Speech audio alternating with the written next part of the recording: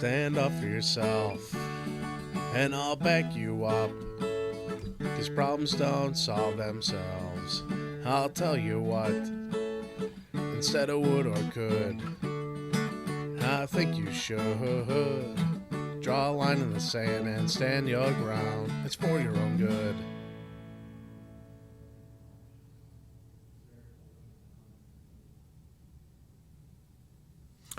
Hello, my name is Roy Poyan, and I am the Director of Families Impacted by Opioids. We're the producer of The Voice of Families and Addiction, and I want to thank you and welcome you to our next episode of the 3Ds: Determine a Solution, Develop a Decision, and Design a Plan of Action. These are much needed coping skills for the families to use on a daily basis. So let's get started. What we want to first do is to identify the source of this. It's actually in your book, Learning Module number 3 of the Family Solution Finder Learning Series. The title is The Family Solution Finder 3Ds Coping Skill Workbook, Learning Module 3. You can find this on our website as a download for free, or you can order it on Amazon.com. We're going to take a look today at the second, which is to determine a solution, to develop a decision. It's part of the 3D skill set. Determine a solution, develop a decision, and design a plan of action. So what we want to first do is we want to say, listen, if we're going to make a decision, let's make it a value-based decision. And there's been many models based around mental health and psychology and business and strategy designed around the word value-based as it relates to decision model. And when we're looking at value-based, we're basically saying, so do you know your values? Before you go off making a decision, you don't want to make a decision that's going to counter what are your values. So you can certainly take a YouTube and do some studies, look at a couple of clinical papers that are done with empirically proven studies on the topic of values. But what you're basically doing is you're saying there is a certain set of ways that we live our life that are not negotiable. They are our values.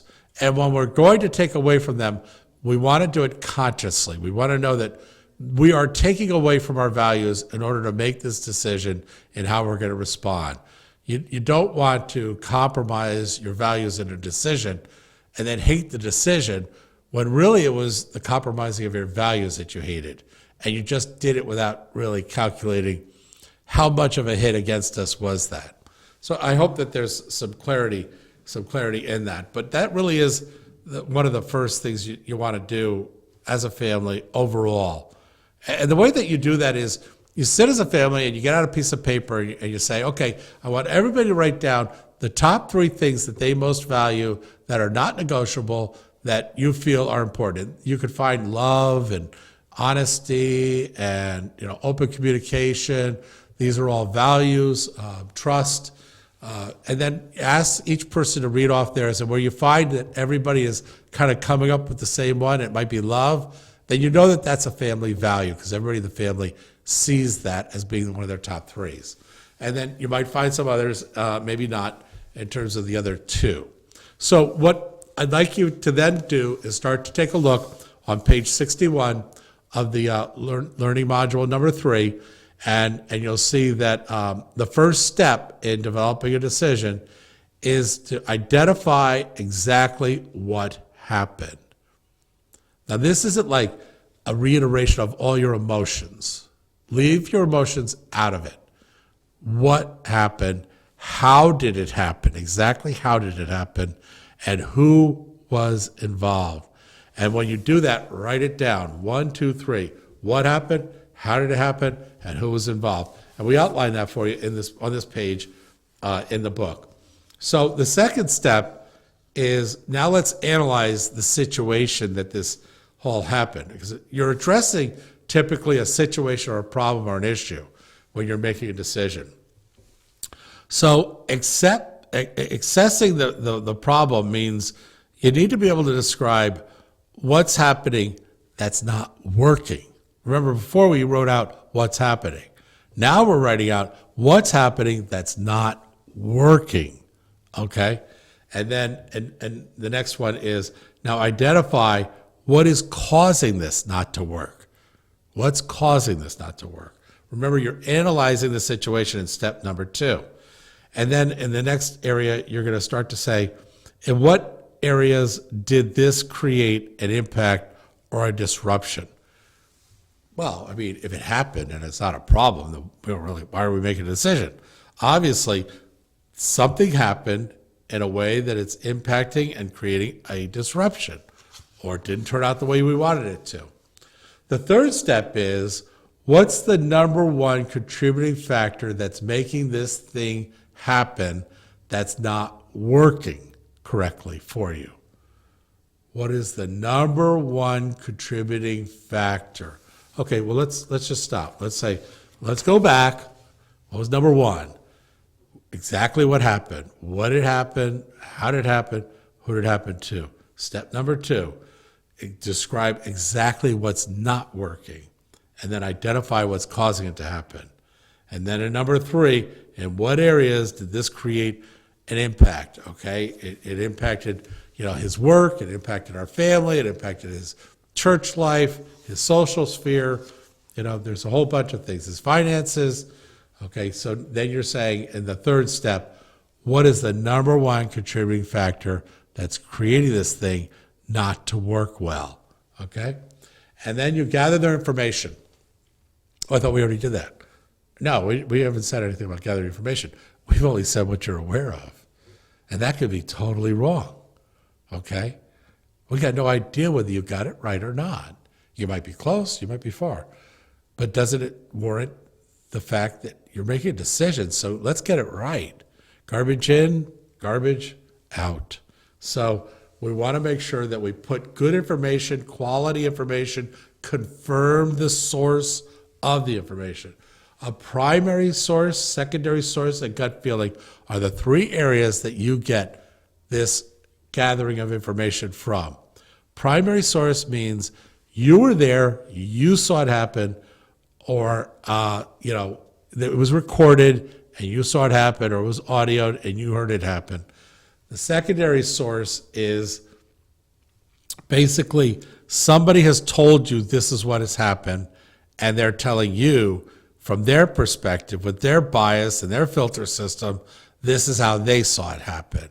Okay, a little bit less reliable, a lot of things contributing to that aren't totally clean, but okay. Then there is the gut feeling. Trust your gut. Oh boy, do I hate colloquials, but this one seems to work. So in that regard, trust what you feel.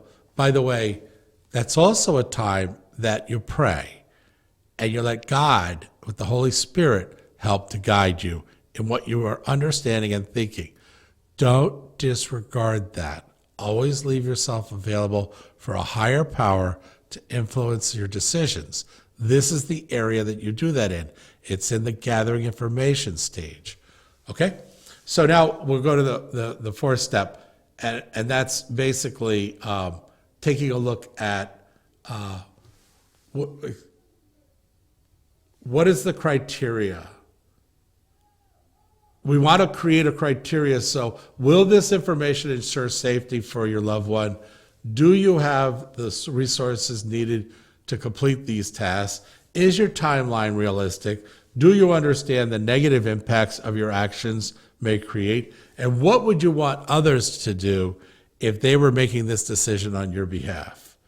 And then the sixth step in the decision-making process is choose the best solution for this decision so that you can then act on it. And we'll talk about acting in the third coping skill, which is to design a plan of action. Determine a solution, develop a decision, and design a plan of action. You see, we could just give you this information about these learning seminars, and that's what most people do. They'll sit there and they'll say, "Oh yeah, come to our seminar, and we're going to show you, exactly how to, do peer-to-peer coaching and how to include a peer-to-peer coach." And okay, thanks a lot. Donuts in the back. Questions if you want. We appreciate your listening to our 27 slides in an hour and 30 minutes. And good luck. That's not what we're doing here. We're doing pretty much that, but we're also saying, slow down. You're not going anywhere. Now you need to determine a solution, develop a decision, design a plan of action, because you're not empowered yet. Let's face it. You knowing about an issue, that and a nickel will get you a cone of ice cream. So that doesn't get you far. It doesn't get you far enough. You're still in the middle of it. Until you can act on it, then you're empowered. But you don't have empowerment until you can get others involved in what you're doing to help you do it even better. And that comes in the next of your coping skills, which is for you to design a plan of action. So let's get real. Having a decision-making model, and by the way, corporate America uses this. I use this. When I was in the artillery as a captain, I would be in a personnel armored vehicle. I would have 4 antennas out of the top. I'd have a handset in each hand and 1 strap to each side of my chin strap. So I'd have 4 handsets attached to me. I had the infantry on one, the tanks on another. I had the commander back at the battery with the guns 18 miles behind me. And I had a corporal sitting there with a map showing me exactly where these elements were that were requesting artillery. You want to talk about making decisions? There's a lot of scenarios that we make decisions in our lives, and I just want you to know, as often as possible, we use this kind of model, although a lot faster in those scenarios, but just the same. Quality decisions are made from a quality process. Get used to using a quality process, and you will find yourself making quality decisions. God bless you in your journey and all the decisions that you will make. I want to thank you. Once again, my name is Roy Poyan. I'm a chemical dependency counselor licensed in the state of Ohio and a certified mental health coach. If you need to, give me a call, 440-385-7605. Have already completed this decision-making model, and we'll go through it together with you, just in case you want to get it right. Okay, I want to basically say to you that this is not easy, and it's going to get a lot more difficult if you don't have refined and have a successful, way of dealing with issues. The determine a solution, develop a decision, design a plan of action will put you on that course. Thank you very much.